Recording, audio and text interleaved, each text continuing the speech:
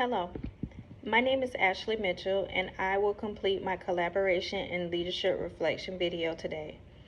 During this presentation, I will discuss the objectives listed in the assessment. Background. First off, I would like to share a little about my nursing background. I am a registered nurse that works with a home health company, long-term care, and the hospital. Working in these three settings has taught me so much about clear, effective communication. The tone of voice is just as important as clear communication.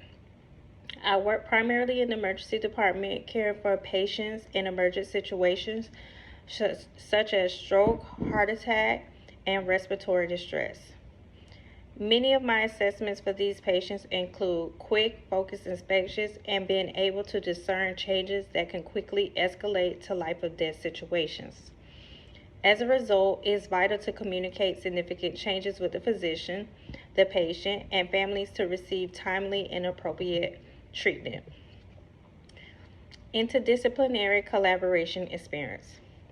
Today, I will discuss a nursing encounter that I experienced that demonstrates interdisciplinary collaboration when providing care for a tracheostomy patient on a ventilator who had a PEG tube, Foley catheter, and a power cord. This patient was a classic example of a patient that resided in a long-term care facility. He was what we called a frequent flyer in the emergency department.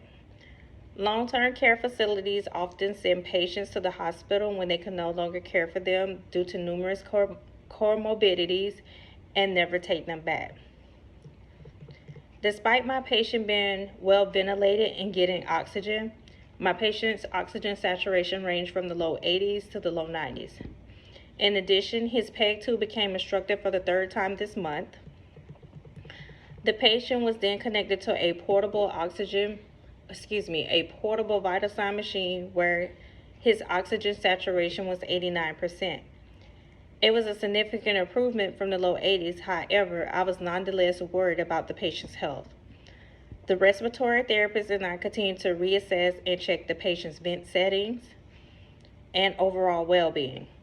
The patient displayed 0 signs and symptoms of respiratory distress, so the respiratory therapist believed the oxygen saturation was inaccurate. The tech monitoring cardiac rhythms asked me whether I wanted to alter his parameters to 80% after calling me numerous times in the hour to let me know his oxygen saturation. I informed them that they would have to keep calling and urged them not to alter the settings when they said they would do so as part of their job. When I initially phoned the hospitalist, they got in touch with me an hour later and told me to keep an eye on the patient as he wasn't displaying any symptoms. The hospitalist ordered me to lower the feed rate while keeping an eye on this patient. I had to clear the PEG tube obstruction first before I could finish any of this work.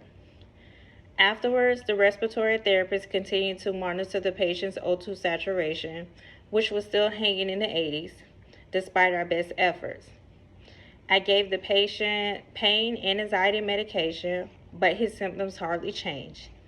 At this point, I contacted the hospital's on call. Again, no one returned my call, so I called the charge nurse to ask for help.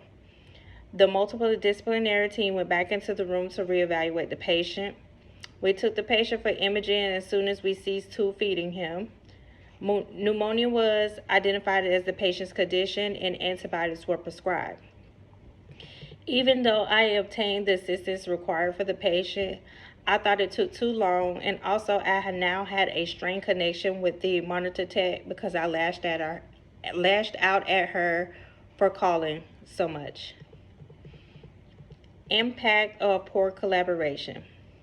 When we cannot successfully collaborate, everyone suffers, not just the patient. Resource loss is another possibility. Loss of time due to ineffective communication might cost money as well.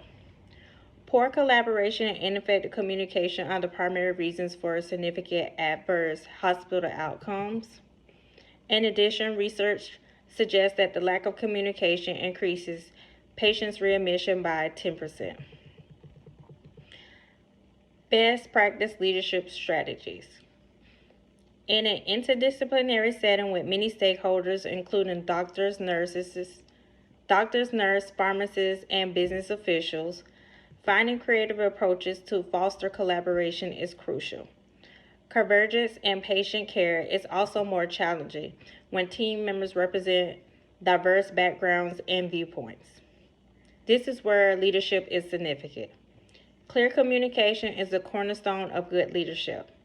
Despite the fact that tools and checklists might improve nurse-physician contact, fundamental knowledge is still required.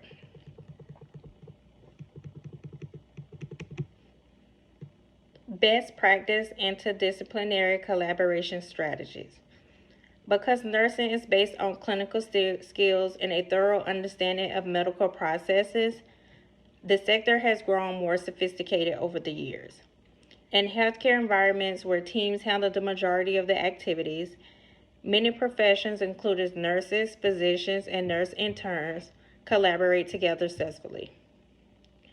Collaboration between doctors, nurses, and other healthcare professionals could improve the standard of care, patient outcome, and team morale overall, especially in settings where doctors and nurses interact with patients frequently. Villa health activity. Everyone in the healthcare profession showed unsatisfactory interdisciplinary teamwork in the Villa Health Collaboration for Change case by failing to communicate effectively. Corporate mandated implementation of a system that did not satisfy the workers' demands to maximize revenues for the corporation. The leadership group failed to advocate for the employees by refusing to support adequate training. IT preferred to keep quiet and be harmful rather than express its concerns, which resulted in no problems being solved at all. The nursing staff expressed displeasure with the group and the absence of support from the entire company. Leadership substantially impacts employees and nurse satisfaction, which is essential to fostering a productive workplace that promotes the delivery of high-quality patient care. Introducing a new system can be challenging for a team for several reasons. The management had to create an environment that will boost the team's capability for success and adaptation. Thank you, and this was my presentation.